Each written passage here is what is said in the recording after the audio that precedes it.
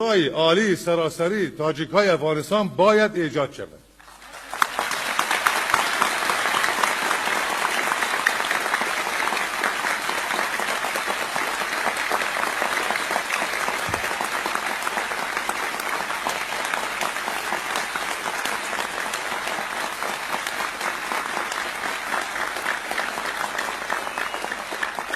امروز که با به تالار می آمد از ارگون، از نورستان، از قندهار، از هلمند، از پکتیکا، غزنی، لوگر، جاهایی که فکر میکنید کمیونیته های فارسی زبان ها و تاجیکان از تلفن آمده که چرا ما را فراموش میکنیم؟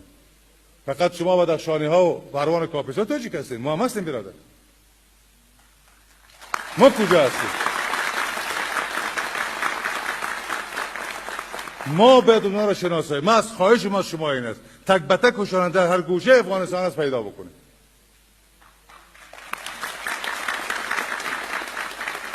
این برای تعدیب به حق هیچ قومی نیست، برای حمایت از مظلوم ترین آدم هایی است که در جاهای مختلف افتادن و جرأت ندارن و مجال پیدا نکردن صدایشان به عنوان یک انسان بلند کنن و حتی از هویت خودشان گپ بزنن.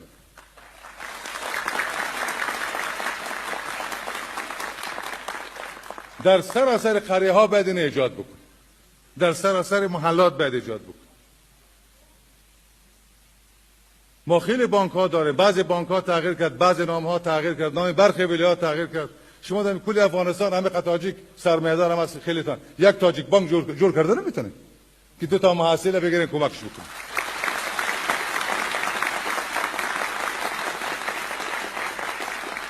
چرا میشریم؟ چرا خجالت میکشیم که اینا رو بگیم؟ ای وحدت ملی درو. کدام وحدت ملی؟ اینا رو مطرح بکنید، نترسین. این ملت بسیار درخشان در تاریخ است. این قومی که سراسر دنیا ما با مولوی افتخار میکنه. در سالهای پسین پرتیراژترین کتاب مولانای بلخی بوده.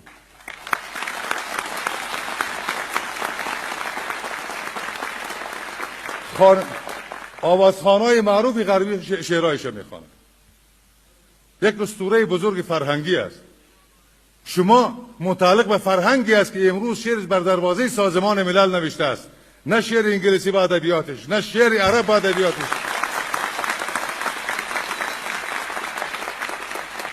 نه زبان درخشان فرانسوی که به لحاظ ادبی زبان غنی و زبان ادبی اروپا هست، ولی شعر ساده اونجا نوشته است بین آدم اعضای یکدیگر است.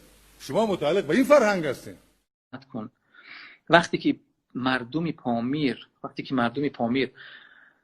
میگویند که ما پامیری هستیم، ما بدخشانی هستیم، این دلالت بر آن نمی کند که ما پامیری ها یا ما بدخشانی ها میخواهیم از تاجیکستان جدا شویم. نه، هرگز و نخواهیم این کار رو کرد. ما در تاجیکستان زاده شدیم، تولد شدیم و خواهیم زیست تا آخر عمر آنچه را که خداوند خواست. هیچ وقت پامیری نخواسته است که از تاجیک جدا باشد. و باز یک تذکر نه، یک خواهش دیگر برادران تاجیک، من خواهش میکنم از شما که به خاطر این گپا از بخیردان، متاسفانه بخیردانی پیدا شدن که در این اینترنت با اسمهای غیره تفریقه میاندازند بین ما و شما و بین جنگی مذهبی، جنگی ملتگرایی راه میاندازند.